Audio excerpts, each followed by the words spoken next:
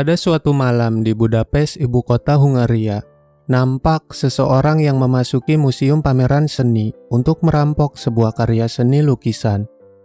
Dengan mudahnya, komplotan perampok itu meretas sistem keamanan di sana. Tanpa hambatan yang berarti, mereka pun berhasil mencuri lukisan yang mereka targetkan.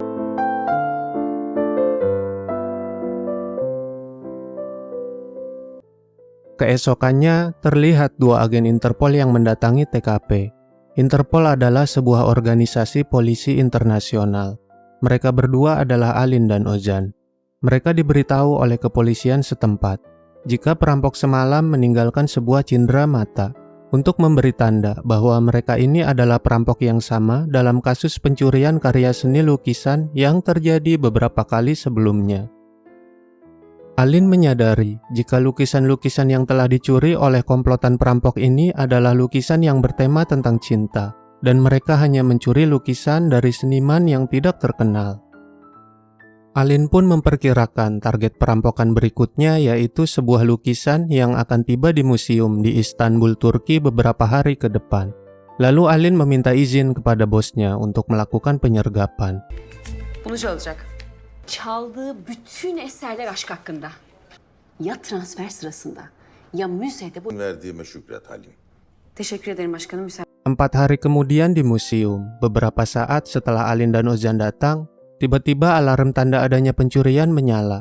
Perampok itu kembali meninggalkan cindera mata yang sama, yaitu sebuah pin kancing warna hitam. Alin dan Ozan berusaha mencari perampok tersebut. Alin berhasil menemukan perampoknya. Akan tetapi, saat memiliki kesempatan untuk menembak, Alin justru terdiam melihat sosok pencuri itu. Dia teringat sebuah kenangan yang membuatnya bersedih. Alin meminta video rekaman CCTV kepada petugas museum, lalu menunjukkan foto seseorang yang menurut Alin itu adalah si perampok kepada bosnya. Bosnya justru menganggap Alin bercanda, karena ternyata orang yang ada di foto itu adalah seorang pengusaha terkenal yang kaya raya, yang bernama Güney Arat. Bosnya juga bilang kalau dia tahu apa yang terjadi antara hubungan Alin dengan Güney yang menyebabkan Alin minta dipindahkan dari Paris ke Istanbul. Ya, namanya juga Interpol ya kan, wajar aja kalau bosnya bisa tahu katanya. Ozan yang mau tahu tentang hubungan Alin dengan Güney menanyakan kebenarannya. Ternyata Alin dan Güney dulunya pernah pacaran tapi sudah putus. Tapi Alin yakin Güney adalah perampok yang selama ini mereka cari. Alin bilang dia mempunyai rencana untuk menemui Güney kembali dan menangkapnya. Karena dulu saat mereka putus Alin masih menjadi mahasiswi sejarah seni dan Güney tidak tahu jika sekarang Alin sudah menjadi agen Interpol. Alin yang menyamar menjadi seorang pengurus karya seni mendatangi sebuah pertemuan yang dimana di situ juga ada Güney.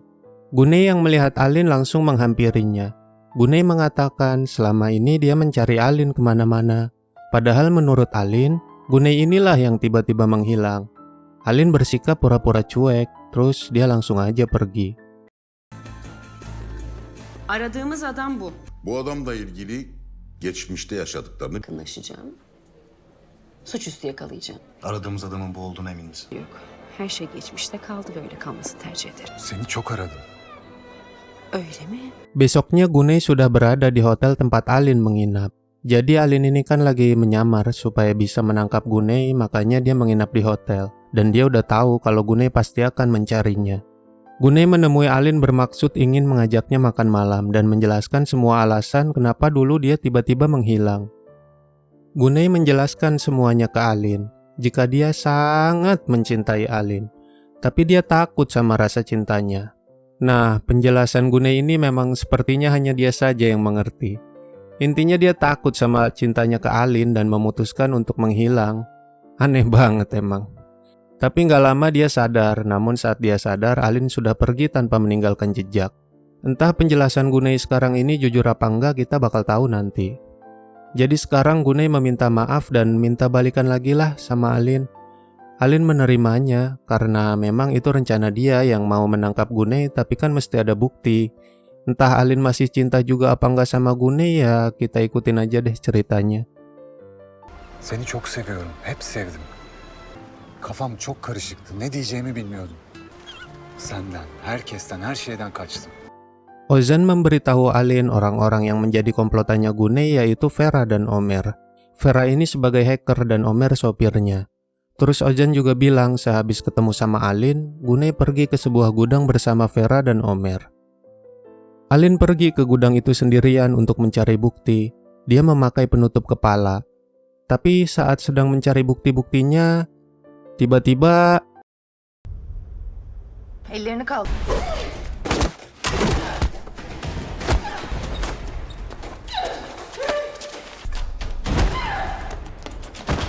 Alin kepergok oleh Vera. Mereka berdua gelut, tapi Alin berhasil kabur. Vera langsung mengadu ke Guney. Vera bilang kemungkinan yang dia pergoki itu polisi. Tapi Guney nggak percaya itu polisi. Soalnya kalau polisi pasti bakal langsung ngegerebek, bukan menyelinap diam-diam. Guney pikir itu cuma perampok yang mau nyuri barang-barang di gudang itu. Güney seninle buluştuktan sonra bir depoya gitti. Girdi. Bilgisayarın başında yakaladım ama kaçmayı başardı. Polis olsaydı gecenin bir yarısı hem de kar maskesiyle gizlice Alin yang udah sempat foto sebuah denah lokasi waktu di gudang jadi tahu kalau target perampokan berikutnya itu di kota Praha. Setelah itu terlihat Alin dan Guney yang sedang berduaan di apartemennya Guney. Guney bilang dia ada urusan ke Praha. Alin minta ikut. Mau nggak mau Guney okein aja kan, namanya juga sayang. Waktu Guney sudah terlelap tidur, Alin mencoba mencari bukti. Saat Alin meraba-raba tembok, tiba-tiba ada bagian tembok yang saat ditekan terbuka sendiri. Ternyata di dalamnya ada sebuah lukisan. Lukisan itu adalah lukisan wajah Alin waktu dulu dilukis sama pelukis jalanan pas Alin sama Guney lagi jalan-jalan berdua. Besoknya mereka berangkat ke Praha naik pesawat pribadinya Guney. Di pesawat Alin ketemu sama Vera dan Omer. Sesampainya di Praha, Alin sama Guney menginap di hotel yang kamarnya bersebelahan. Vera yang sedang jalan berdua dengan Omer memberitahu Omer kalau dia punya firasat buruk ke Alin. Dia ngerasa Alin itu penyusup yang waktu itu di gudang. Soalnya walaupun Alin pakai topeng, waktu itu Vera sempat melihat matanya. Tapi Omer nggak percaya karena dia sudah lama mengenal Alin. Karena Omer ini sudah jadi sopirnya Guney dari semenjak dulu Guney masih pacaran sama Alin.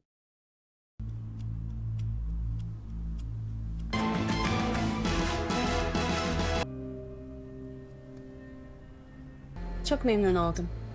Ben de. Onunla ilgili içimde kötü bir his var. Ayrıca neredeyse patronla evlenecek.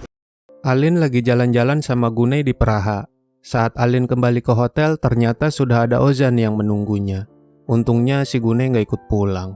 Ozan memberitahu Alin kalau bosnya marah karena dia ke Praha nggak izin. Ozan mengajak Alin kembali tapi dia nggak mau. Ozan sudah tahu Alin nggak bakal mau, makanya dia sudah bujuk bosnya duluan. Bosnya ngasih kesempatan terakhir, katanya kalau kali ini nggak berhasil membuktikan jika Guney adalah pelakunya, ya operasi ini mesti berhenti. Ondan habersiz Prag'a geldiğimiz için acayip sinirli. Eğer aradığımız hırsızın Güney olduğunu ispat edemezsek... Malam harinya Guney dan Alin pergi ke pertunjukan dansa. Jadi dulu Guney sempat janji ke Alin bakal mengajak dia ke pertunjukan dansa, tapi belum sempat ditepati, mereka keburu putus. Balik dari sana mereka pulang ke hotel. Mungkin karena terbawa suasana mereka mau melakukan hubungan itu. Itu apa ya, itu dah. Tapi baru mau mulai tiba-tiba di stop sama Alin. Katanya dia belum siap.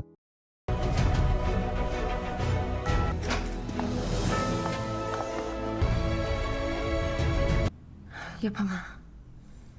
Paginya Guney mau memulai operasi perampokannya.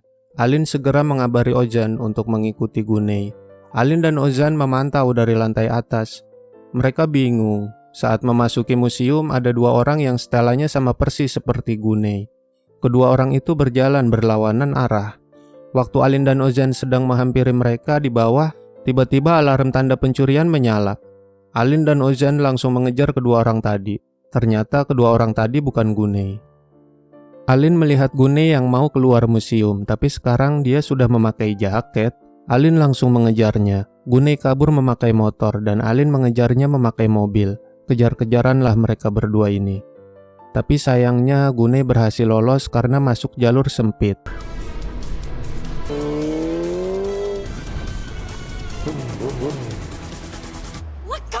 Mereka semua kembali ke Istanbul. Alin dan Ozan berdebat. Ozan bilang, sudahlah, sudah berakhir. Tapi Alin kekeh tetap mau menangkap Guney. Alin bilang dia sendirian juga nggak apa-apa. Tapi meskipun mempertaruhkan karirnya, Ozan tetap mau membantu Alin. Ozan nggak mau meninggalkan Alin dalam kesulitan sendirian. Sanıyorsun. Adam kararım kesin dedi ya. Değiştireceğimi zannediyorsun. Baş belası. Hadi git giyin. Alin dan Guney menghadiri sebuah pesta. Di pesta itu mereka bertemu dengan Faisal. Ini orangnya. Guney mau beli perusahaannya si Faisal ini. Alin berkenalan dengan Faisal dan ia ditanya pekerjaannya. Alin bilang dia mengelola galeri seni di Paris. Nah, karena itu Faisal mau menunjukkan koleksinya dia.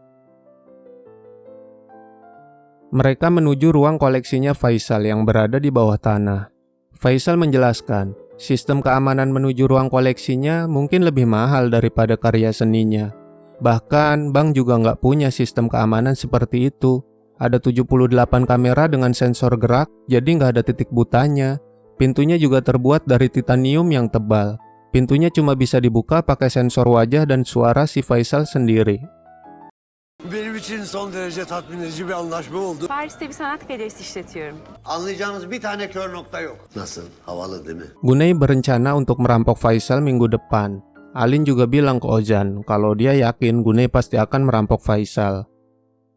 Tiba di hari perampokan, saat Guney berada di depan pintu masuk ruangan pertama koleksinya, tanpa diduga Faisal malah OTW ke situ juga. Vera memberitahu Guney untuk segera keluar takut kepergok. Guney nggak mau dengar peringatan Vera. Dia lanjut aja terus mau masuk ke dalam. Panik banget lah si Vera ini. Tapi Guney berhasil masuk ruangan pertama berbarengan dengan Faisal yang tiba di depan pintu. Guney masuk ruangan kedua yang pintu masuknya itu pakai pin angka 6 digit. Saat Guney di dalam ruangan kedua atau ruangan utama koleksinya, Faisal sudah mau masuk juga. Tapi pas lagi memasukkan nomor pinnya, tiba-tiba anak buahnya memberitahu ada sesuatu. Faisal nggak jadi masuk ruangan utama.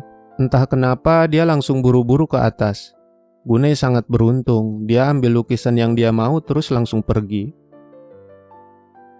Ternyata Alin ketahuan anak buahnya Faisal pas lagi manjat tembok. Alin bilang kalau malam ini Faisal bakal dirampok. Tapi Alin gak mau ngasih tahu siapa perampoknya. Dan dari mana Alin bisa tahu kalau mau ada perampokan. Di sini Alin juga ngaku kalau dia sebenarnya adalah polisi. Tiba-tiba alarm keamanan Faisal menyala. Dia cek ruangan koleksinya dan ada satu lukisan yang hilang. Faisal sangat marah. Dia kembali ke atas lalu Alin langsung dicekik agar bicara yang jujur. Tiba-tiba Ozan datang dengan rombongan polisinya, tapi langsung diusir Faisal karena nggak ada surat perintah. Di perjalanan Ozan memberitahu Alin kalau dulu dia pernah mau mencoba menangkap Faisal. Jadi Faisal ini terlibat banyak tindak kejahatan, narkoboy, senpi, pembunuhan. Ozan mengingatkan Alin supaya jangan berurusan dengan Faisal. Güney sana diyorum, Faysal geliyor, çık oradan hemen.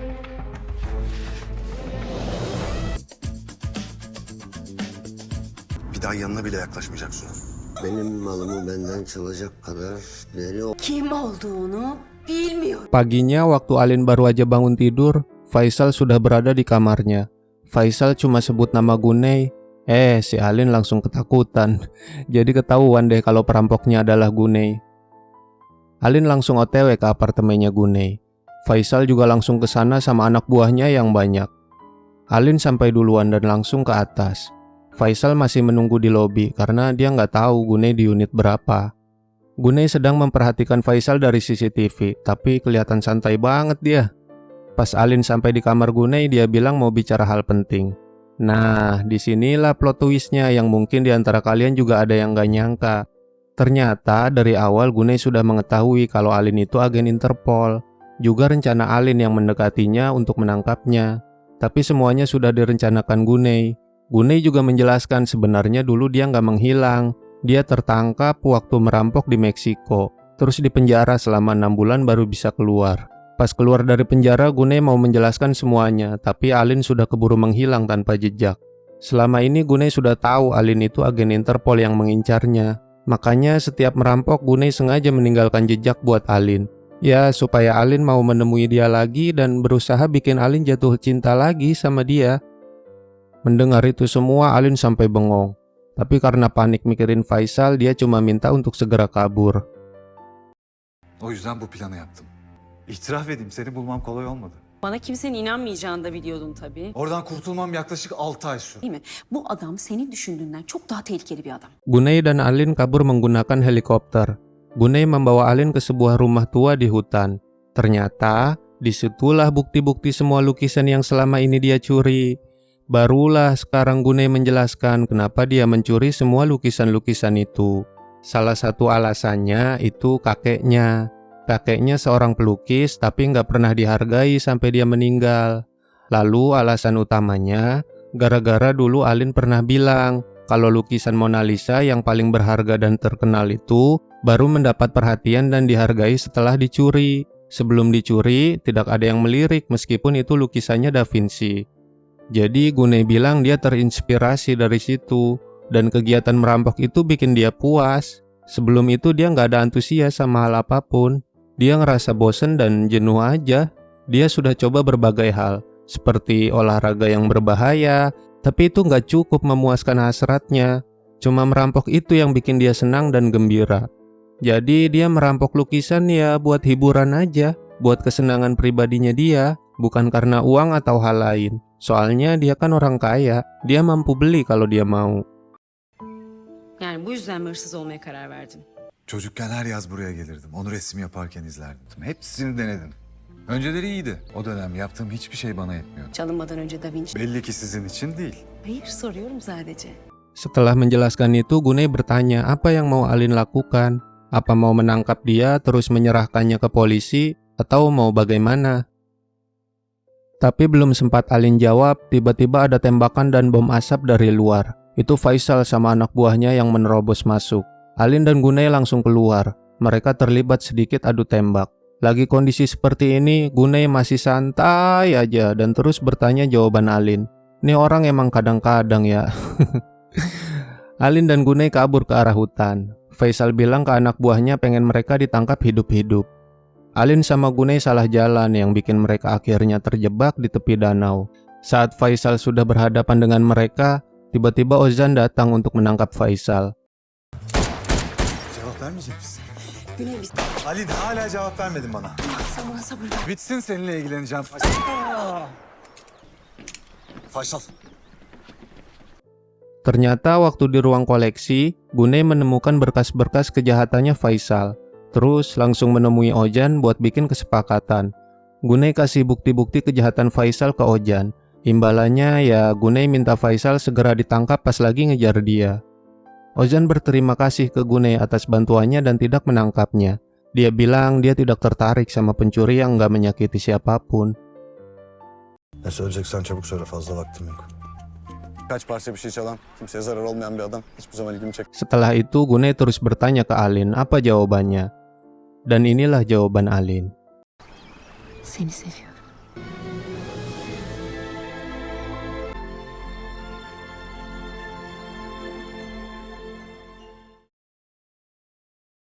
Pelajaran yang dapat kita ambil dari film ini, jika kamu punya orang terdekat seorang polisi, biarpun kamu berbuat kriminal, kamu tidak akan ditangkap. Apalagi kalau kamu orang kaya seperti Gunei. Bercanda ya. Wassalamualaikum.